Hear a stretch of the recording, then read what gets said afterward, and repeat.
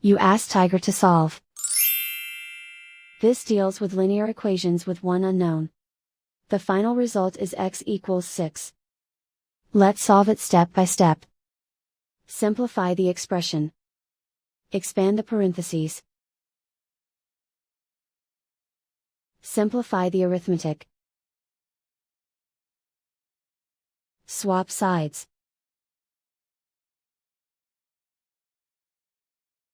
Group all constants on the right side of the equation.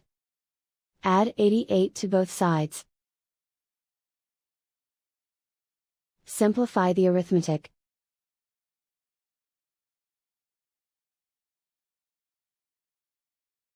Isolate the x. Divide both sides by 8. Simplify the fraction. Find the greatest common factor of the numerator and denominator. Factor out and cancel the greatest common factor. And so the final result is x equals 6.